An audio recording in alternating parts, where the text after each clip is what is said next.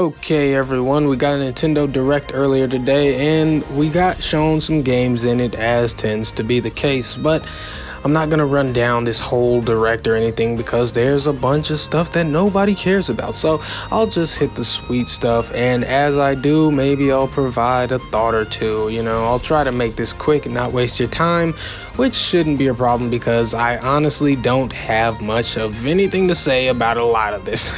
Anyway, let's do this. So the Direct did open up with an eye catcher, which is typically what you want to do. They started off by announcing the next mainline Fire Emblem game, Fire Emblem Engage. It looks pretty cool. The protagonist has Nintendo Switch hair. So what's not to like, I'm not really into Fire Emblem. The only one I played was Three Houses and it really wasn't for me, but I'm sure Engage will sell like a fucking lot because of the fact that Three Houses was the game that catapulted Fire Emblem into the Western gaming mainstream, so it's always interesting to me to see the follow-up after the real breakthrough game. This is essentially Fire Emblem's Final Fantasy VIII. But yeah, anyway, game looks good. I'd probably be more inclined to try it if it wasn't on Nintendo Switch, but what are you gonna do? Fire Emblem Engage is coming on January 20th, 2023, so not horrendously long to wait. But anyway, after Fire Emblem, we skip past all the bullshit, and there's DLC for Xenoblade, something called Splatfest for Splatoon, and then eventually we arrive at Octopath Traveler 2. If you don't know Octopath Traveler, it's basically your RPG of yesteryear in now year.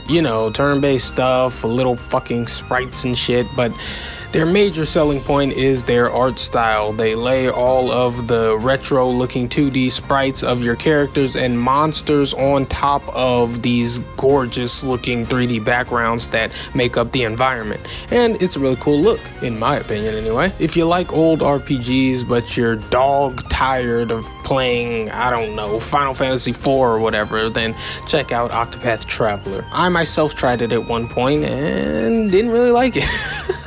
I will not expound, but yeah, now there is a sequel with Octopath Traveler 2. It seems to be everything I described the first one as, but with new characters and new stories. You know the drill, you know how sequels work. Octopath Traveler 2, it's coming out on February 24th of 2023.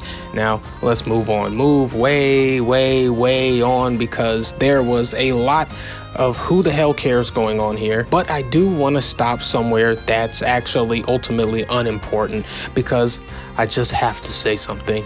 In this Direct, they informed us that Mario Kart 8 Deluxe Booster Course Pass Wave 3 is coming. And I just wanted to say to anyone who has paid for any of the DLC courses, you are the problem.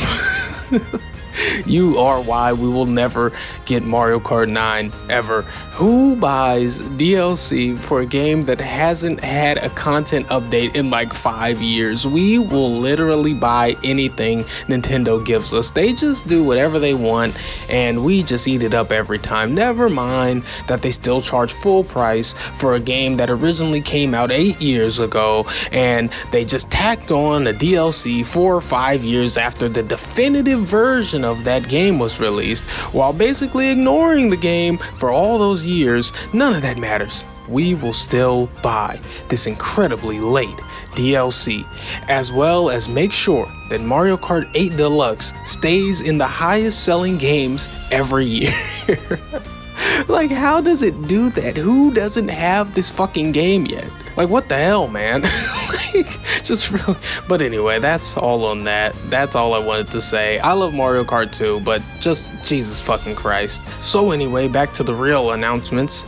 We then had Pikmin 4 revealed after sitting through an excruciating sales pitch on some Pikmin version of Pokemon Go. Ugh, disgusting, but whatever. I'm sure the Pikmin 4 announcement made a lot of people happy. There unfortunately wasn't any gameplay, but the game is coming in 2023, so if you're a big Pikmin fan, get excited. So then we got shown more sort of whatever stuff, including Just Dance 2023, and I just don't know who keeps buying these. I've never met the people who buy Just Dance, but I'm happy for you.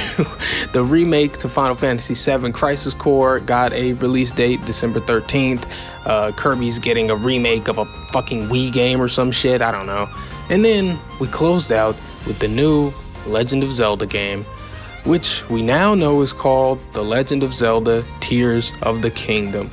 This is what everybody has been calling Breath of the Wild 2 up to this point, and you know, we really don't see much. There's not a lot to show here, but we got the title and a release date. Tears of the Kingdom is coming on May 12th, 2023, so you've got a while to wait, but not a bad way to end a direct, considering this is one of, if not the most highly anticipated game coming, so kudos. But yeah, that was it. I hope they had something to get you excited, and if they didn't, well, tough fucking luck. Anyway, that's all from me. I am Waifu Belector. I am just a normal guy. I like hentai, and I just want Mario Kart 9. Goodbye.